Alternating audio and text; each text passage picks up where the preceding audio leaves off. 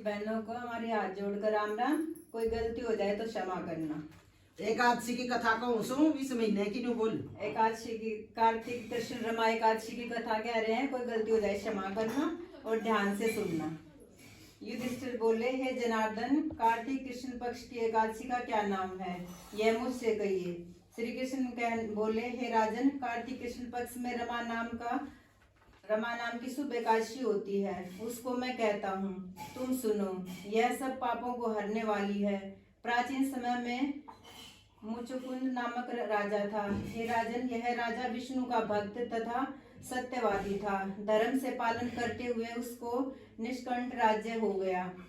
उसके घर से में बेटी थी, उसका नाम चंद्रभागा था। उसका चंद्रसेन के बेटे शोभन के साथ विवाह हो गया। हे नृप, वह शोभन कभी अपने ससुर के घर पर आया। उसी दिन पवित्र एकादशी का व्रत आया। व्रत का दिन आने पर चंद्रभागा विचार करने लगी कि हे ईश्वर, क्या होगा, मेरा पति तो बहुत निर्बल है, वह क्षुधा का सहन नहीं कर सकता, और मेरा पिता का शासन बहुत कठिन है। दसवें को ढिंडोरा पिटवा देंगे कि एकादशी के दिन भोजन नहीं करना चाहिए। डुमडुमे कर शब्द सुनकर शोभन अपनी स्त्री से बोला, हे कांते, अब मुझे क्या करना। हे शोभने, जिसके करने से मेरा जीवन नष्ट न हो, ऐसी शिक्षा दो। चंद्रभागा बोली कि हे विभो, मेरे पिता के घर में कोई भोजन नहीं करता, हाथी घोड़े तथा पशु भी नहीं खाते। कांत, यदि भोजन करना चाहो तो घर से चले जाइए। शोभन बोला कि तुमने सत्य कहा है, मैं व्रत करूंगा, जो भाग्य में लिखा है वैसा ही होगा। इस प्रकार भाग्य का विचार करके उसने उत्तम व्रत किया। भूख प्यास से शरीर पीड़ित हो गया और वह बहुत दुखी हुआ। सूर्यास्त हो गया।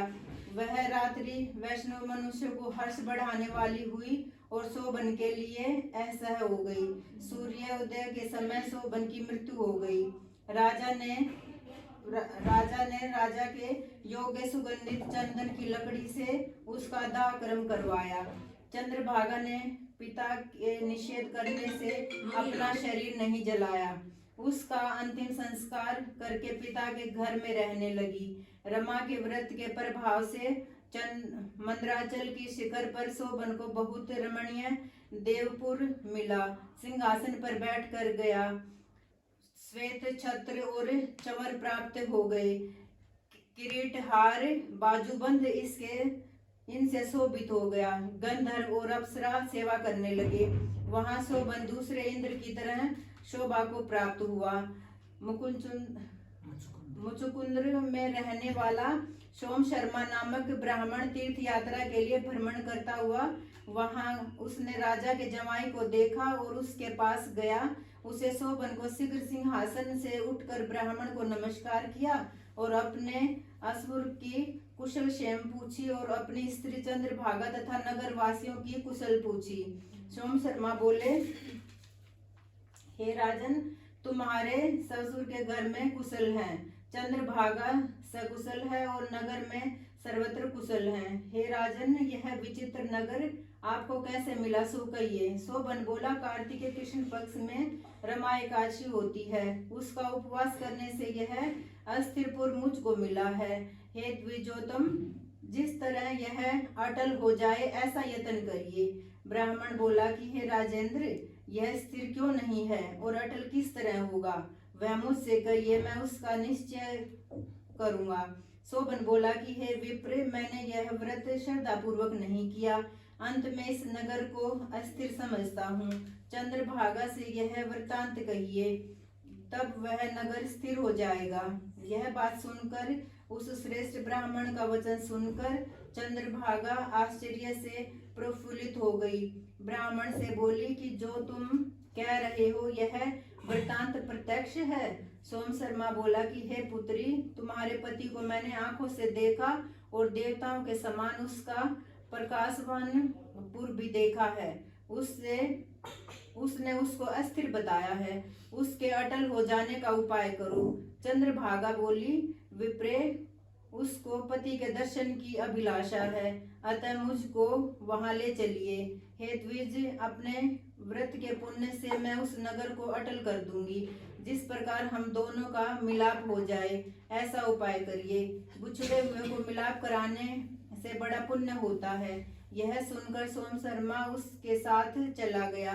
मंदराचल पर्वत के समीप वामदेव के आश्रम में सोम शर्मा गए। वामदेव ने उनका कहा हुआ सब वृतांत सुना। उज्जवल चंद्रभागा का वेद मंत्र से अभिषेक किया। ऋषि के मंत्रों के प्रभाव और एकादशी के व्रत के प्रभाव से चंद्रभागा का दिव्य शरीर हो गया और दिव्य गति को प्राप्त हुई। प्रसन्नता से प्रफुल्लित नेत्र किए हुए अपने पति के पास पहुंच गई। शोभन ने अपनी आई हुई स्त्री को देखकर बहुत प्रसन्न हुआ और उसे बुलाकर अपनी बाईं तरफ बैठा लिया। हे नृप शार्दुल, इस प्रकार वह अपने पति के साथ आनंद से रहने लगी। वह दिव्य रूप होकर सुंदर आभूषणों से सुशोभित हुई सुख भोगने लगी। शोभन भी उसके साथ दिव्य रूप होकर विहार करने लगा। जो उत्तम मनुष्य इस व्रत को करते हैं और जो दोनों पक्षों की एकादशियों का व्रत करते हैं, निसंदेह उनके ब्रह्म हत्या आदि पाप नष्ट हो जाते हैं। जैसी एकादशी शुक्ल पक्ष की है, वैसी ही कृष्ण पक्ष की है। जो मनुष्य एकादशी के व्रतों का महात्म सुनता है, वह विष्णु लोक में आनंद करता है। बोलो एकादशी मैया की जय, विष्णु भगवान की जय। श्री कृष्ण गोविंद हरे मुरारी, हे नाथ नारायण वासुदेव। श्री कृष्ण गोविंद हरे मुरारी, हे नाथ नारायण वासुदेव। हे नाथ नारायण वासुदेव, हे नाथ नारायण वासुदेव। भगवान की जय। एकादशी मैया